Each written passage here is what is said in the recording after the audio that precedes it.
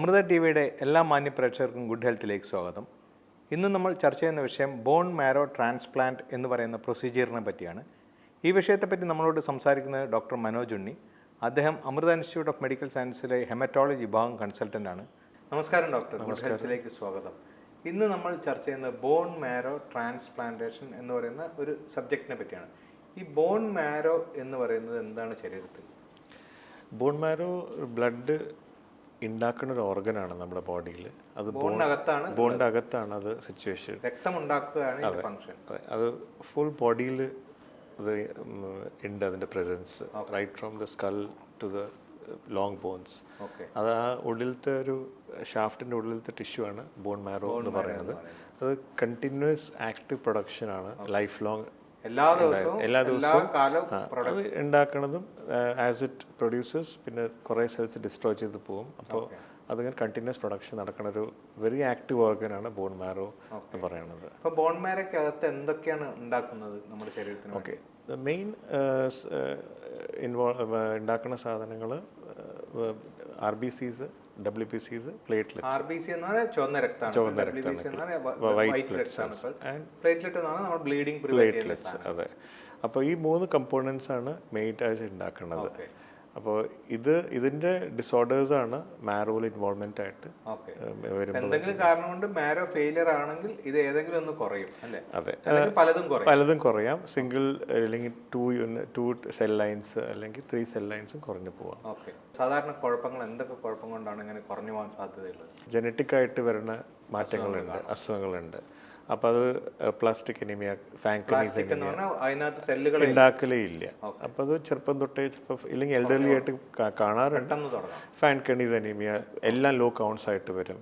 അത് WBC കുറയും, platelets കുറയും, ഹീമോഗ്ലോബിൻ കുറയും. പിന്നെ ചില അസുഖങ്ങളുണ്ട്, ഉള്ളിലുണ്ടാക്കും പക്ഷെ അത് പുറത്ത് വന്ന് ഉള്ളിൽ ഡിസ്ട്രോയ് ചെയ്ത് പോകും. അത് ഹീമോഗ്ലോബിനോപ്പത്തീസ് പറയും, താലസീമിയ. അങ്ങനെ അസുഖങ്ങൾ ചെറുപ്പം തൊട്ടേ അവർക്ക് ബ്ലഡ് ട്രാൻസ്ഫ്യൂഷൻ ലൈഫ് ലോങ് വേണ്ടി വരും. അപ്പോൾ അതിലും പ്രൊഡക്ഷൻ ഉണ്ട് പക്ഷെ അത് പുറത്ത് വരുന്നില്ല, ഡിഫക്റ്റീവ് പ്രൊഡക്ഷനാണ് അതൊക്കെ. പിന്നെ ഉള്ളത് ലുക്കീമിയാസ്. അതിൽ സെൽ ഇല്ല, അത് ആ സെല്ല് തന്നെ തുടക്കത്തിൽ ആ സ്റ്റെം സെൽ കഴിഞ്ഞിട്ടുള്ള നെക്സ്റ്റ് സെൽ ലൈൻസിൽ ഒരു അബ്നോർമാലിറ്റി വരും. ആ ബ്ലാസ്റ്റ് ശരിക്കും പ്രോഗ്രസ്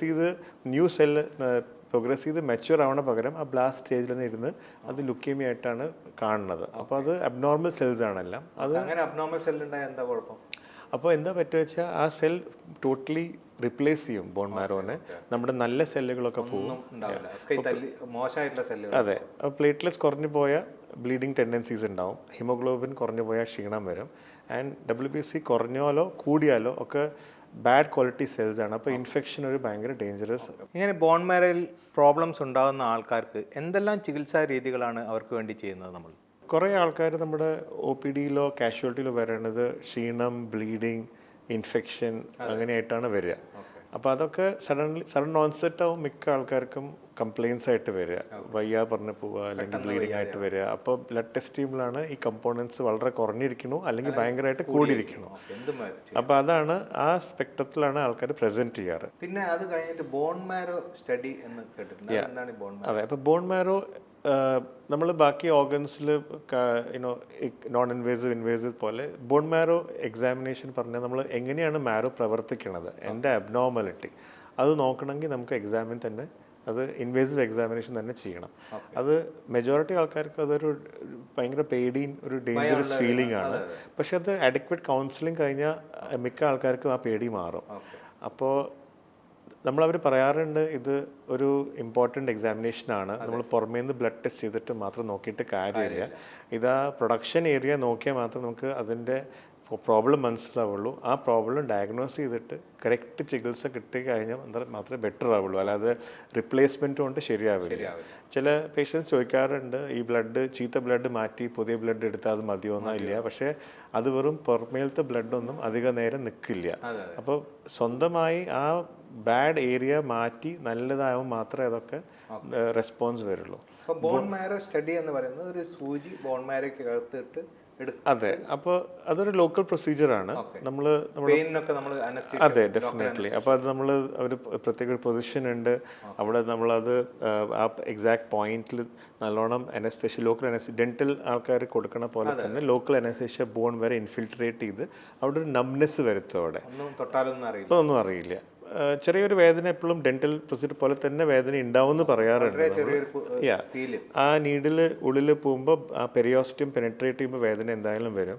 ആ ഗിവ് അവേ സെൻസേഷൻ ഉണ്ടാവും. അത് ഉള്ളിൽ പോയി കഴിഞ്ഞാൽ ആ bone marrow actually liquid bone marrow ആണ്. മാരോ സോളിഡ് അല്ല, അതിങ്ങനെ ഒഴിക്കൊണ്ടിരിക്കുന്ന ലിക്വിഡാണ്. അപ്പോൾ അത് നമ്മൾ ഒരു നീഡിലേക്ക് ആസ്പിറേറ്റ് ചെയ്യും. ആസ്പിറേറ്റ് ചെയ്ത് വലിച്ചെടുത്ത് കഴിഞ്ഞാൽ ഒരു സ്ലൈഡിൽ അത് സ്മിയർ ചെയ്ത് ബാക്കി വരുന്ന സാമ്പിൾസ് ട്യൂബിലാക്കിയിട്ട് flow cytometry, karyotyping, FISH test, അതിനൊക്കെ പലതിനും നമ്മൾ ടെസ്റ്റ് ചെയ്ത് അയക്കാറുണ്ട്. ആ നീഡിൽ ഹോളോ നീഡിലാണ്. അപ്പോൾ അത് നമ്മളത് ഉള്ളിൽ എന്താ പോകുന്ന സമയത്ത് ചെറിയ പീസുകൾ ഉള്ളിൽ കയറും. അത് പുറത്ത് വരുമ്പോൾ ചെറിയൊരു 1 to at least 1.5 to 2 centimetre long biopsy pieces അത് നമ്മൾ ടെസ്റ്റ് ചെയ്തിട്ട് അയക്കും. അത് അപ്പോൾ ഇതിൻ്റെയൊക്കെ റിപ്പോർട്ട്സ് ഇൻറ്റിഗ്രേറ്റ് ചെയ്തിട്ട് നമുക്ക് അറിയാം എന്താണ് ഫൈനൽ ഡയഗ്നോസിസ്. ഒരു 5 to 7 days എടുക്കും എല്ലാതും ഓരോന്നോരായ റിപ്പോർട്ട് എല്ലാം കൂടി കിട്ടാൻ വേണ്ടിയിട്ട്. അത് കിട്ടിക്കഴിഞ്ഞാൽ പിന്നെ അതിന് മുകളിൽ സ്പെഷ്യൽ ടെസ്റ്റോ എന്തെങ്കിലും വേണമെങ്കിൽ അതൊക്കെ ചെയ്ത് പിന്നെയാണ് നമ്മൾ പേഷ്യൻസിന് ഡിസ്കസ് ചെയ്യുക, കൗൺസിൽ ചെയ്യണം ഇതിൻ്റെ എന്താ ട്രീറ്റ്മെൻറ്റ് എന്ന് പറഞ്ഞിട്ട്. ഈ ബോൺ മാരോ ട്രാൻസ്പ്ലാന്റ് എന്ന് പറയുന്നത് എന്താണ്? അപ്പോൾ ചില അസുഖങ്ങൾ, ഇപ്പോൾ ലുക്കേമിയാസ് ഉണ്ട്, ചില താലസീമിയ മേജർ, പ്ലാസ്റ്റിക് അനീമിയ, അങ്ങനത്തെ ചില അസുഖങ്ങളിൽ മെഡിസിൻസ് കൊണ്ട് മാത്രം റെസ്പോൺസ് ചെയ്യാത്ത അസുഖങ്ങളുണ്ട്. ഇപ്പോൾ ബിനൈൻ ഡിസോർഡേഴ്സ്, മാലിഗ്നന്റ് ഡിസോർഡേഴ്സ്, ഇതാണ് നമ്മൾ ക്ലാസിഫൈ ചെയ്യുക. ബിനൈൻ എന്ന് പറഞ്ഞാൽ ലുക്കീമിക് അല്ലാത്ത ഡിസോർഡേഴ്സ്. അപ്പോൾ അതെന്താ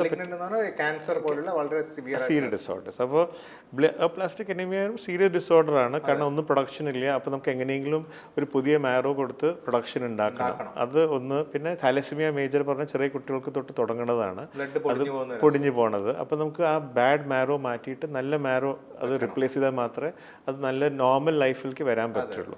അപ്പോൾ ഇത് പിന്നെ സെക്കൻഡ് ലുക്കേമിയാസ്. അത് ലുക്കേമിയാസ്, മൈലോമാസ്, അങ്ങനെ അസുഖങ്ങളിൽ നമ്മൾ ആ കീമോതെറാപ്പി എല്ലാം കഴിഞ്ഞാൽ റിഫ്രാക്ടറി ലുക്കേമിയാസ്, റിലാപ്സ് ലുക്കേമിയാസ്, അങ്ങനെ പല ഓർഡിനറി കീമോതെറാപ്പി കൊടുത്തിട്ട് റെസ്പോൺസ് ഇല്ലാത്ത ആൾക്കാർക്ക് നമ്മൾ പിന്നെ ആ മാക്സിമം ഹൈ ഡോസ് കീമോതെറാപ്പി കൊടുത്ത് ക്ലിയറൻസ് വരുത്തി നമ്മളൊന്നും ചെയ്തിട്ടില്ലെങ്കിൽ അത് തിരിച്ച് അസുഖം വരാനുള്ള സാധ്യത ഹൈ ആയ കാരണം റിപ്ലേസ് ചെയ്ത് പുതിയ മാരോ നമ്മൾ റിപ്ലേസ് ചെയ്തിട്ട് വെക്കണം. അതാണ്. പക്ഷേ ഇപ്പോൾ ഈ കാലത്ത് ബോൺ മാരോ ട്രാൻസ്പ്ലാന്റ് പറഞ്ഞാൽ അത് peripheral blood stem cell transplant ആണ് ഇപ്പോഴത്തെ ഉദ്ദേശിക്കുന്നത്. വളരെ റെയർ ഇൻഡിക്കേഷൻസ് ആണ് ഇപ്പോൾ ബോൺ മാരോ തന്നെ എടുത്തിട്ട് മാറ്റി വെക്കില്ല. ഇപ്പോൾ യൂണിവേഴ്സലി കുറേ അറൗണ്ട് 10 to 20 years ആയിട്ടുണ്ടാവും. ഇപ്പോൾ ഏറ്റവും സിംപ്ലസ്റ്റ് ആയിട്ട് പെരിഫറൽ ബ്ലഡ് സ്റ്റെം സെൽ എന്ന് പറഞ്ഞാൽ അത് 2 തരം ട്രാൻസ്പ്ലാന്റ് ഉണ്ട്. ഓട്ടോലോഗസ് ഉണ്ട്, അലോജനിക് ഉണ്ട്. ഓട്ടോലോഗസ് ട്രാൻസ്പ്ലാന്റ് പറഞ്ഞാൽ നമ്മുടെ സ്വന്തം സെൽസ് എടുത്തിട്ട് മാറ്റി വെച്ച് ഹൈ ഡോസ് കീമോതെറാപ്പി കൊടുത്തിട്ട് നമ്മുടെ ഉള്ളിലത്തെ ബാഡ് സെൽസിനെയൊക്കെ നശിപ്പിച്ചിട്ട് പിന്നെ ആ സെൽസ് ഇൻഫ്യൂസ് ചെയ്ത് റിക്കവറിക്ക് വേണ്ടി വെയിറ്റ് ചെയ്യുക. ഇതാണ് ഓട്ടോലോഗസ്. സ്വന്തം സെല്ല് വൃത്തിയാക്കിയതിന് ശേഷം തിരിച്ചു കയറ്റുന്ന ഒരു പ്രക്രിയയാണ്. ഏകദേശം അതുപോലെ എന്ന് പറഞ്ഞാൽ നമ്മളിപ്പോൾ ഓട്ടോലോഗസ് ട്രാൻസ്പ്ലാന്റ് പറഞ്ഞ മൈലോമ, ലിംഫോ പറഞ്ഞ അസുഖങ്ങൾക്ക് പുറത്ത് വേറെ ആളുടെ സെൽ കൊടുക്കുന്നത് ശരിയല്ല. കാരണം ഇപ്പോഴത്തെ ട്രയൽസ് ഒന്നും അത് ആക്സെപ്റ്റ് ചെയ്യില്ല. അതിന് ഹൈ മോർട്ടാലിറ്റി റേറ്റ്സ് ആയ കാരണം അലോജനിക് അതിന് റെക്കമെൻഡഡ് അല്ല. അങ്ങനത്തതിന് ഓട്ടോലോഗസ് ആണ് standard of care after the routine chemotherapies. അപ്പോൾ ഫോർ എക്സാമ്പിൾ മൈലോമ പേഷ്യൻസ് നമ്മൾ ട്രീറ്റ്മെൻറ്റ് കീമോതെറാപ്പി എല്ലാം കഴിഞ്ഞാൽ ഓട്ടോലോഗസിന് പ്ലാൻ ചെയ്താൽ അവർക്ക് ഗ്രോത്ത് ഫാക്ടർ പെർ ഇഞ്ചെക്ഷൻ കൊടുത്ത് 5 days കഴിഞ്ഞാൽ മൊബിലൈസ് ചെയ്യും. മൊബിലൈസ് ചെയ്ത് ഒരു ദിവസം എഫെറസിസ് എന്ന് പറഞ്ഞാൽ അത് നമ്മൾ ആ സ്റ്റെം സെൽ മാത്രം എടുത്ത് മാറ്റി വെക്കാനുള്ള ഒരു സോഫ്റ്റ്വെയർ, ഒരു എഫെറസ് മെഷീൻ ഉണ്ട്. എടുത്തു കഴിഞ്ഞാൽ പിന്നെ നമ്മൾ ദാറ്റ് ഈവനിങ്ങിൽ ഒരു ഹൈ ഡോസ് മെൽഫിലാൻ ഇഞ്ചെക്ഷൻ, അത് കണ്ടീഷൻ റെജിമനാണ്, അത് കൊടുത്താൽ ഫുൾ ബോൺ മാരോ ബാക്കി ആക്റ്റീവ് സെൽസൊക്കെ നശിച്ചു പോകും. അത് കഴിഞ്ഞിട്ട് ഒരു 18 hours 12 to 18 hours കഴിഞ്ഞാൽ നമ്മൾ ഈ എടുത്തു വെച്ച സ്റ്റെം സെൽ തിരിച്ച് അവരുടെ ഉള്ളിലേക്ക് ഒരു ബ്ലഡ് സെറ്റ് കൂടെ ഇൻഫ്യൂസ് ചെയ്യും. ബോൺ മാരോ സ്റ്റെം സെല്ലൊക്കെ ഒരു ബ്ലഡ് പ്രൊഡക്റ്റ് ആണ്. അപ്പോൾ അതൊരു സെപ്പറേറ്റ് ഇഞ്ചെക്ഷൻ അതിൻ്റെ ആവശ്യമൊന്നുമില്ല. റൂട്ടീൻ ബ്ലഡ് കയറ്റുന്ന പോലെ കയറ്റിയ ആ സ്റ്റെം സെല്ലൊക്കെ നമ്മുടെ ഓൺ ശരീരത്തിൽ ഹോം ഇൻ ചെയ്ത് അവർക്കറിയാം ആ സെല്ലിന് എവിടെ പോയിരിക്കേണ്ടതെന്ന്. അവിടെ പോയിട്ട് അത് അവിടെ ഒരു 1 വീക്ക് 10 ഡേയ്സ് കഴിഞ്ഞാൽ അത് തിരിച്ച് എൻഗ്രാഫ്മെൻറ്റ് തുടങ്ങും. അപ്പോൾ നമ്മുടെ ഓൺ സെല്ലാണ്. അപ്പോൾ ആ 10 ഡേ പീരീഡിലാണ് നമുക്ക് ഇത് ഈ അക്യൂട്ട് പ്രോബ്ലംസ് വരാനുള്ള ഹൈ ചാൻസ്, ഇൻഫെക്ഷൻ, ബ്ലീഡിങ്, ക്ഷീണം, ആൻറ്റിബയോട്ടിക്സിൻ്റെ ആവശ്യം. അപ്പോൾ അത് 10 ഡേയ്സ് ഉള്ള പീരീഡിലാണ് ഇതൊക്കെ. 7 to 10 ഡേയ്സ് നമ്മൾ അതിൻ്റെ ഇടയിൽ സപ്പോർട്ടീവ് കെയർ ഉണ്ട്, ആൻറ്റിബയോട്ടിക് ട്രാൻസ്ഫ്യൂഷൻസ്, ബ്ലഡ് പ്ലേറ്റ്ലെറ്റ്സ് എല്ലാം, പിന്നെ ഗ്രോത്ത് ഫാക്ടേഴ്സ് സ്റ്റിമുലേറ്റ് ചെയ്യാൻ, നല്ല സെല്ല് വരാനൊക്കെ. ഒരു 1 വീക്ക് 10 ഡേയ്സ് ആകുമ്പോഴത്തേക്കും ഓട്ടോലോഗസ് ട്രാൻസ്പ്ലാന്റ്സിൽ അത് തന്നെ റിക്കവർ ചെയ്യും. ആ സമയത്തുള്ള പ്രോബ്ലംസ്, ഇൻഫെക്ഷനൊക്കെ തന്നെ സെറ്റിൽ ആയിക്കോളും. ആൻഡ് അതങ്ങനെയാണ് ഓട്ടോലോഗസ് റിക്കവറി വരിക. അപ്പോൾ ഇത് സ്വന്തം സെല്ലിന്. അലോജനിക് വേറെയാണ്. അത് വേറെ ആളുടെ സെല്ലെടുത്ത് നോക്കണം. അത് ഈ relapse refractory leukaemia, plastic anaemia, അങ്ങനെ ചില ഈ അസുഖങ്ങൾക്ക് നമുക്ക് അലോജനിക് ട്രാൻസ്പ്ലാന്റ് ആണ് ആവശ്യം. മിക്കതും ഇവിടെ ഇൻഡിക്കേഷൻസ് ലുക്കേമിയാസ് ആണ് കൂടുതലായിട്ട് വരുന്നത്. കാരണം നമ്പേഴ്സ് കൂടുതൽ നമ്പേഴ്സ് അതാണ്. അപ്പോൾ അത് നമ്മൾ ചെയ്യണത് അവരുടെ പേഷ്യൻസിനെ അത് റൂട്ടീൻ കീമോതെറാപ്പി മാറിയിട്ടില്ലെങ്കിൽ സാൽവേജ് കീമോതെറാപ്പി കൊടുത്ത് അവർക്ക് അതിൻ്റെ മുമ്പേ നമ്മൾ അതേ സെയിം ടൈമിൽ നമ്മൾ HLA മാച്ചൊക്കെ ചെയ്ത് നോക്കും. അതെ, അവരുടെ മാച്ചിങ് അത് ബ്ലഡ് ഗ്രൂപ്പ് ടെസ്റ്റ് അല്ല, ചില പ്രോട്ടീൻസ് ഉണ്ട് നമ്മുടെ ദേഹത്തൊക്കെ. HLA പറയും, HLA A B C D P D R പറഞ്ഞിട്ട് അത് ആ ടെസ്റ്റ്, ആ പ്രോട്ടീൻസ് നമ്മൾ പേഷ്യൻറ്റിൻ്റെയും ഫസ്റ്റ് പ്രിഫറൻസ് എപ്പോഴും ഡോണർ സിബ്ലിംഗ് എന്നായിരിക്കും. ഫസ്റ്റ് വീട്ടിലത്തെ ബ്രദർ സിസ്റ്റർ ആരാണെന്ന് വെച്ചാൽ അവരാണ് ഫസ്റ്റ് പ്രിഫറൻസ് കൊടുക്കുക. ഇല്ല, അതില്ല, നിർബന്ധമില്ല. Blood group HLA matching important ആണ്. അപ്പോൾ ആ HLA ഫുൾ മാച്ചാണ് ഫസ്റ്റ് പ്രിഫറൻസ് എപ്പോഴും എടുക്കുക. അപ്പോൾ മാച്ചില്ലാത്ത ഫാമിലീസ് ഇപ്പോൾ 25% ചാൻസ് ഉള്ള ഒരു വീട്ടിൽ ഒരു സിബ്ലിങ്സ് തമ്മിൽ മാച്ച് ഉണ്ടാവാൻ. എല്ലാവർക്കും മാച്ച് ആവണം എന്നില്ല. ചിലപ്പോൾ നമ്മൾ ഒരേ ഒരു സിബ്ലിംഗ് ഉള്ള ആൾ ഫുൾ മാച്ച് ആയിരിക്കാം, മൾട്ടിപ്പിൾ സിബ്ലിങ്സിലുള്ള ആൾക്കാർക്ക് ഒരു മാച്ചും ഉണ്ടാവില്ല. സോ അപ്പോൾ അങ്ങനെ വരുമ്പോൾ നെക്സ്റ്റ് സ്റ്റെപ്പ് നമ്മൾ രജിസ്ട്രിയിലേക്ക് അയക്കും. ഇന്ത്യൻ രജിസ്ട്രീസ് ഉണ്ട്. അവർക്ക് പേഷ്യൻ്റ് HLA റിപ്പോർട്ട് അയച്ചാൽ ലോകത്ത് ആർക്കെങ്കിലും അവിടെ മാച്ച് ഉണ്ടെങ്കിൽ അത് നമുക്ക് ഇൻഫർമേഷൻ കിട്ടിയാൽ പിന്നെ ആ പ്രോസസ്സിലേക്ക് നമ്മൾ അവരുടെ സ്റ്റെം സെൽ എടുത്ത് വരുത്താൻ നമ്മൾ ഏർപ്പാട് ചെയ്തു തുടങ്ങാം. ഈ സ്റ്റെം സെൽസ് കൊടുക്കുന്ന ആൾ, അതായത് ഡോണർ, അവർക്ക് എന്തെല്ലാം ടെസ്റ്റുകളും എന്തെല്ലാം രീതിയിലാണ് ഈ സ്റ്റെം സെൽസ് എടുക്കേണ്ടത്? ഡോണേഴ്സ് വരാറുണ്ട്. ആക്റ്റീവ് ഡോണർ പ്രോഗ്രാം ഉണ്ട്, രജിസ്ട്രിയിലത്തെ പ്രോഗ്രാംസ് ഇവിടെ ഫോളോ ചെയ്യുന്നുണ്ട്. നമ്മുടെ സാധാരണ സിബ്ലിംഗ് ട്രാൻസ്പ്ലാന്റ് ഡോണേഴ്സ് വരും. അവരാദ്യം കൗൺസിൽ ചെയ്യും, പറഞ്ഞു കൊടുക്കും ഇതാണ് ചെയ്യണത്. അവരുടെ ഫിറ്റ്നസ് നോക്കും, ഹൗ ഫിറ്റ് ദേ ആർ, അവർ കോമോബിലിറ്റീസ് ഒന്നുമില്ല. 50 ഏജിൻ്റെ കഴിഞ്ഞ ഡോണേഴ്സ് നമ്മൾ യൂഷ്വലി ആക്സെപ്റ്റ് ചെയ്യാറില്ല. കാരണം കോമോബിലിറ്റീസ് ഉണ്ടാവും, പിന്നെ സ്റ്റെം സെൽ ഏജിങ്, അങ്ങനെ. അത് കാരണം around 50 is a cut off, below which is accepted, above which is not accepted. അപ്പോൾ അവരെ ആദ്യം നമ്മൾ കൗൺസിൽ ചെയ്യും, അവരെ ഫിറ്റ്നസ് നോക്കും, അവരുടെ കാർഡിയക് ഫിറ്റ്നസ് എല്ലാ കോമോബിലിറ്റീസിൻ്റെ ഉണ്ടോയെന്ന്. ഫിറ്റാണ് വെച്ചാൽ നമ്മൾ പിന്നെ അവരോട് പറയും സ്റ്റെം സെൽ അവർ മൊബിലൈസ് ചെയ്യാണ്, അല്ലാതെ ഒന്നും അല്ല. നമ്മുടെ എല്ലാവരുടെയും ദേഹത്ത് സ്റ്റെം സെൽസ് ഉണ്ട്, ഇഷ്ടം പോലെ ഉണ്ട്. അത് സർക്കുലേഷനിലാണ്, ചെറിയ നമ്പേഴ്സാണ്. അപ്പോൾ നമുക്ക് ബ്ലഡ് ജസ്റ്റ് കയറ്റിയ കാര്യമില്ല, നമ്പേഴ്സ് കൂട്ടണം നമ്മുടെ ദേഹത്ത്. അപ്പോൾ സ്റ്റെം സെൽ നമ്മൾ അവരുടെ ബോൺ മാരോയിൽ സ്റ്റിമുലേറ്റ് ചെയ്ത് ഡിവൈഡ് ചെയ്യിച്ച് ബ്ലഡിൽ വരുത്തി ആ സ്റ്റെം സെൽ നമ്മൾ ഇത് എന്താ FRS ചെയ്ത് എടുക്കണം. അപ്പോൾ അത് ഗ്രോത്ത് ഫാക്ടർ പറഞ്ഞ ഇഞ്ചക്ഷൻ ഉണ്ട്, സ്റ്റിമുലേറ്റ് ഗ്രോത്ത് ഫാക്ടർ. അപ്പോൾ അത് ഗ്രോത്ത് ഇല്ല, സബ്ക്യൂട്ടേനിയസ് ആയിട്ട് ഇഞ്ചക്ഷൻ ആയിട്ട് കൊടുക്കുക. അത് സിംഗിൾ ഡോസ് ആയിട്ടുണ്ട്, 2 ഡോസസ് ആയിട്ട്, സ്പ്ലിറ്റ് ഡോസസ് ഉണ്ട്. അതെ, അപ്പോൾ അത് ബോൺ മാരോ സ്റ്റിമുലേറ്റ് ചെയ്യും നല്ലോണം. അത് ഉള്ളിൽ ചെന്നിട്ട് സ്റ്റെം സെല്ലിനെ ഡിവൈഡ് ചെയ്യാൻ അത് ഹെൽപ്പ് ചെയ്യും. അപ്പോൾ ആ സമയത്ത് കൗണ്ട്സ് കൂടി തുടങ്ങും. മെജോറിറ്റി ഓഫ് ദ കൗണ്ട്സിൽ പ്രിഡോമിനൻ്റ്ലി സ്റ്റെം സെൽ ആയിരിക്കും. അപ്പോൾ അത് ഒരു 6,000 7,000 കൗണ്ട് ഉണ്ടെങ്കിൽ ആ 5th ഡേ, 5 days ആണ് പ്രോട്ടോക്കോള്. 5th ഡേ ആകുമ്പോഴത്തേക്കും ഒരു 40, 50, 60,000 വരെ കൗണ്ട്സ് എത്തും. ആ സമയത്ത് ഡോണേഴ്സിന് ഒരു പ്രോബ്ലം മെജോറിറ്റി ആർക്ക് ഉണ്ടാവാറില്ല. ഒരു ബോൺ പെയിൻസ്, ബോഡി പെയിൻസ് ഒക്കെയാണ് പറയാറുള്ളത്. അതെ, ഒരു ഫ്ലൂ ലൈക്ക് ഫീലിംഗ് ആണ്. കാരണം ബോൺ മാരോ എക്സ്പാൻഡ് ചെയ്യുമ്പോഴുള്ള ഒരു പെയിൻ കൂടുതൽ പ്രൊഡക്ഷൻ ഉണ്ടാകുമ്പോൾ ബോൺ മാരോ എക്സ്പാൻഡ് ചെയ്യും. അപ്പോൾ ആ വേദന പറയും, അപ്പോൾ പാരസിറ്റമോൾ ടാബ്ലറ്റ് എന്താ വെച്ചാൽ അത് കഴിക്കാൻ പറയും. ആൻഡ് വിത്ത് ദാറ്റ് യൂഷ്വലി സെറ്റിൽ.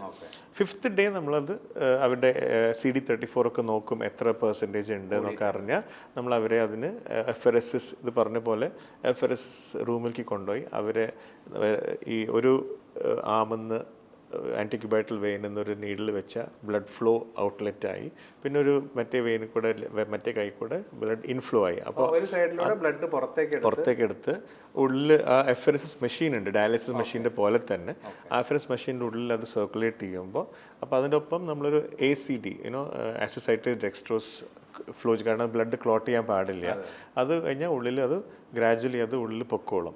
അപ്പോൾ അത് പോകുമ്പോൾ ഒരു ചെറിയ പ്രോബ്ലം വെച്ചാൽ ഈ അസോസിയേറ്റഡ് ഡെക്സ്ട്രോസ് പോയിട്ട് കാൽഷ്യം കുറയ്ക്കാൻ ചാൻസ് ഉണ്ട്. അപ്പോൾ ഒരു പെരിയൂറൽ അനസ്തേഷ്യ അതൊക്കെ തെരപ്പികളൊക്കെ അതെ. അപ്പോൾ അത് ഈ അപ്പോൾ നമ്മൾ കാൽഷ്യം ഇൻഫ്യൂഷൻ അല്ലെങ്കിൽ കാൽഷ്യം ടാബ്ലറ്റ്സ് കൊടുത്താൽ most people they have no problems with that. അപ്പോൾ ഇതാണ് ആ FRSS. ആ നമ്മുടെ ബ്ലഡ് നമ്മുടെ ശരീരത്തിൽ പോകും, അയാൾക്ക് വേറെ ഒന്നും നഷ്ടപ്പെടുന്നില്ല. ഇല്ല. ആ കൂട്ടാൻ കുറച്ച് മരുന്ന് കൊടുത്തതിന് ശേഷം കൂടിയ സാധനം പുറത്തെടുത്തു തിരിച്ച് ബാക്കി കമ്പോണൻസ് ഒക്കെ ഉള്ളിൽ പോകും. 24 to 48 hours എല്ലാം ശരിയാവും. ഇത് നോർമൽ വാല്യൂസ്. മറ്റേ കിഡ്നി ഒഴിവാക്കുന്ന പോലെ ലിവർ ഒന്നുമില്ല, ഒരു ചെറിയ നഷ്ടം പോലും വരുന്നില്ല. നോ, അത് ആൾക്ക് ടോട്ടലി സേഫ് ആണ്. നമ്മളത് എല്ലാവരും ഇതൊരു വലിയ ഫിയർ ആണ് അവരുടെ.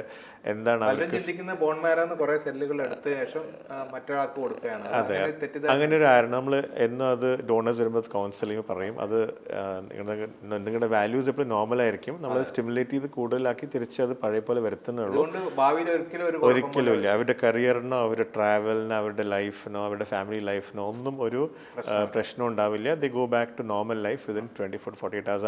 എല്ലാം ആകുമ്പോഴത്തേക്കും കൗണ്ട്സ് നോർമൽ ആവും. അവർക്ക് in fact they can start working the next day it self. ഒന്നും റെസ്ട്രിക്ഷൻസ് ഒന്നുമില്ല.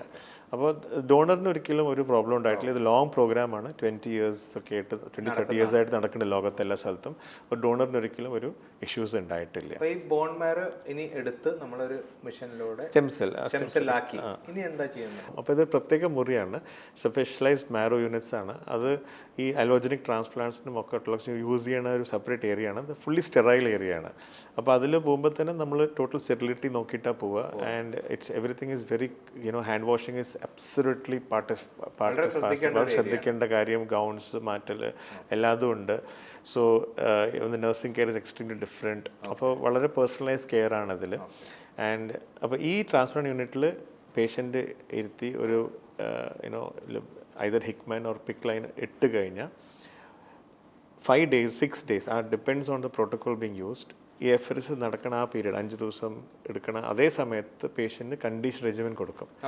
അത് ബോൺ മാരോ ക്ലീൻ ചെയ്യറിങ് ക്ലിയറൻസ് ഉള്ള ടോട്ടൽ മാക്സിമം ലെസ് ഉള്ള ബാഡ് സെൽസ് നശിച്ചു പോകാനുള്ളത് നമ്മളത് ഒരു ട്രീറ്റ്മെൻ്റ് ആണത്.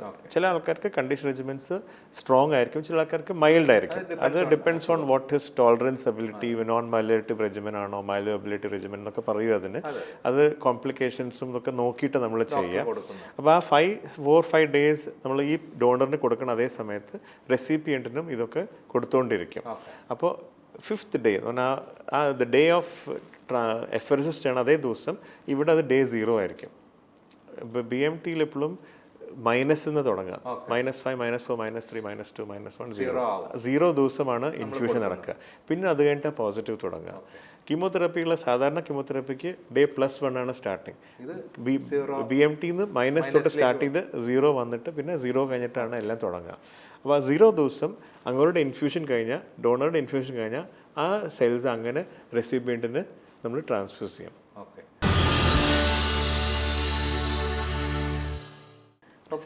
വളരെ സിമ്പിൾ ആണെങ്കിൽ ഇത്രയും സ്റ്റെറിലിറ്റി കാത്തു സൂക്ഷിക്കേണ്ട ഇതിന് ഇത്രയും കോസ്റ്റ് ആകുന്നു അല്ലേ? ഇല്ല, അതെന്താ പറ്റുന്നത് വെച്ചാൽ ഇതിപ്പോൾ ജസ്റ്റ് തുടക്കമായിട്ടേ ഉള്ളൂ day 0.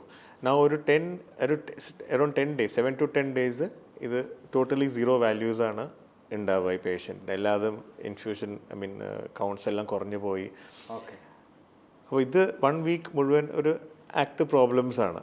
കൗണ്ട്സ് ഇല്ല, ഇൻഫ്യൂഷൻസ് വേണം, ട്രാൻസ്ഫ്യൂഷൻ, പ്ലേറ്റ്ലെറ്റ്സ്, ബ്ലഡ്, ആൻറ്റിബയോട്ടിക്സ്. അതെ, ഹൈ ലെവൽ ആൻറ്റിബയോട്ടിക്സ് വേണം.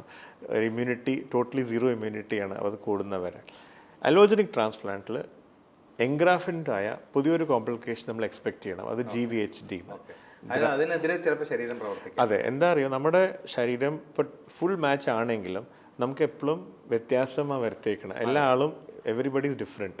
അപ്പോൾ എപ്പോഴും മൈനർ ആൻറ്റിജൻസ് ഒരു ചേഞ്ച് ഉണ്ടാവും. ആ പോയ സെല്ല് ടോട്ടലി ഇമ്മ്യൂണിറ്റി വരെ സ്ട്രോങ് ആണ്, റെസിപ്പിയൻറ്റ് ഇമ്മ്യൂണിറ്റി വീക്കാണ്. അപ്പോൾ ആ സെല്ലിന് മനസ്സിലാവും ദറ്റ് ഈ ബോഡി ഡിഫറെൻ്റ് ആണ് നമ്മുടെ എല്ലാം. അപ്പോൾ അതാണ് അത് സൈറ്റോകൈൻ റിലീസൊക്കെ തുടങ്ങി ആ ബോഡീനെ അറ്റാക്ക് ചെയ്യാൻ നോക്കണം. Graft versus host.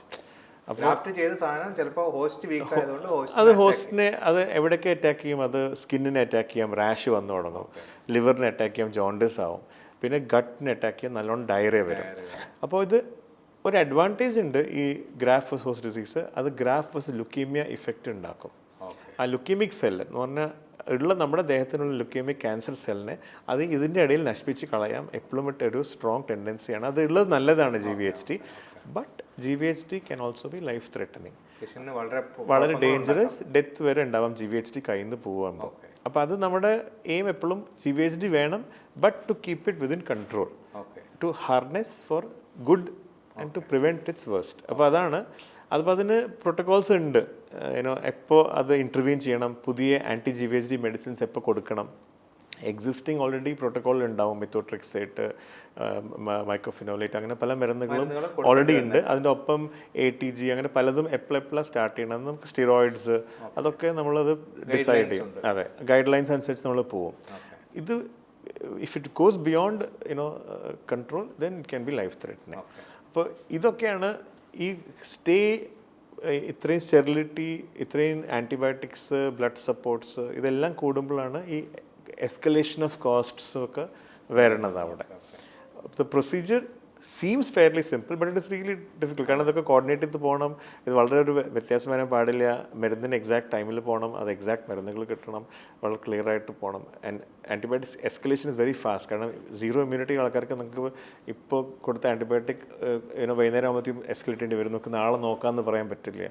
കാരണം ആ പീരീഡ് അവരുടെ ബോഡിയിൽ സീറോ സെൽസേ കാരണം ആൾ ഡിപ്പെൻഡ് ചെയ്യുന്നത് ഈ ആൻറ്റിബയോട്ടിക്സിൻ്റെ മുകളിലാണ് ഹെൽപ്പ് ചെയ്യാൻ. നമുക്ക് ഡിലേ പാടില്ല അതിന്.